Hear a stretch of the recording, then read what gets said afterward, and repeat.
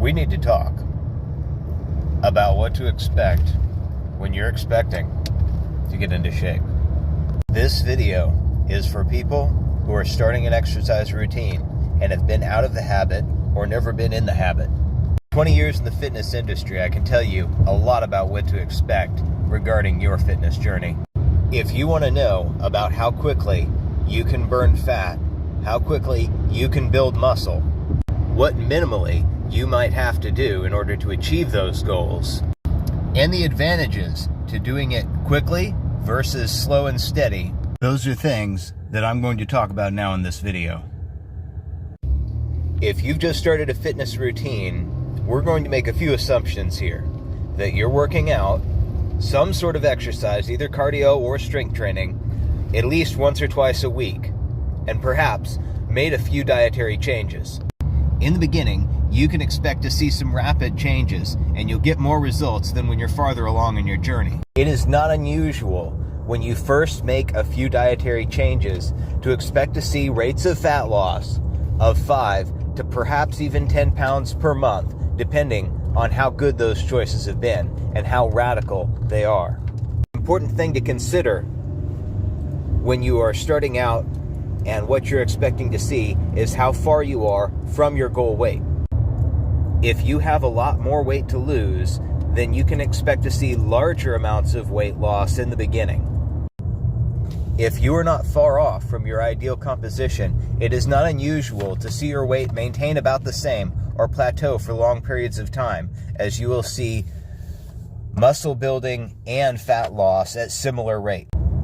Your muscles and liver store glycogen, which is a carbohydrate combined with water that assists in fueling your muscles.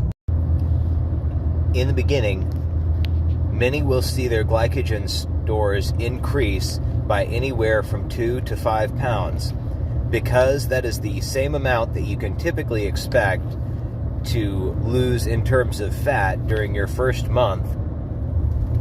Your scale may not give you any great indication of your progress. It's important not to panic or get discouraged when this happens. Glycogen is a good thing because it will give your muscles shape.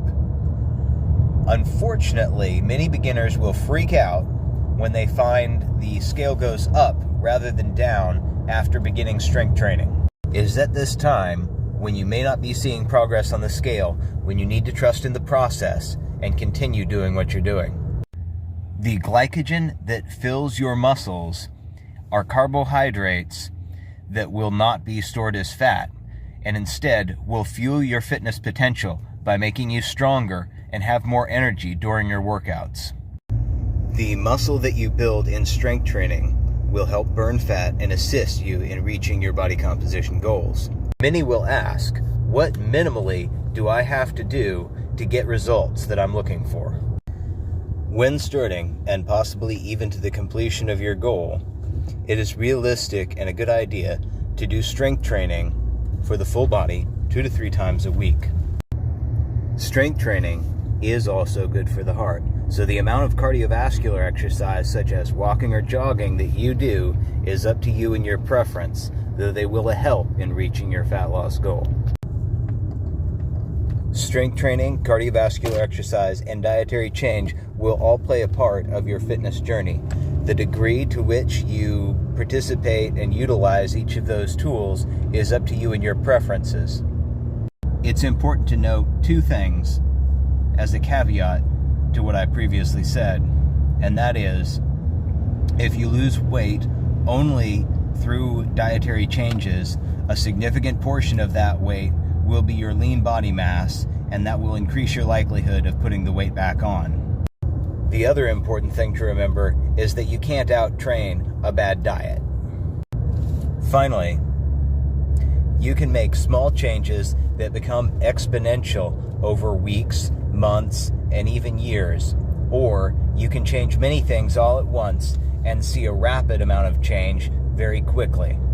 Both of these methods work, and I've seen people utilize both of these styles of lifestyle and body recomposition. Remember though that the goal is not to stop once you have reached the body composition that you desire. So whatever you have decided to do, try to make it livable. Doing something that is unsustainable is heading towards a crash or a rebound in the long run. For more tips on how to troubleshoot your fitness journey and ideas for exercises and workouts that you can do from home, please like and subscribe to my channel.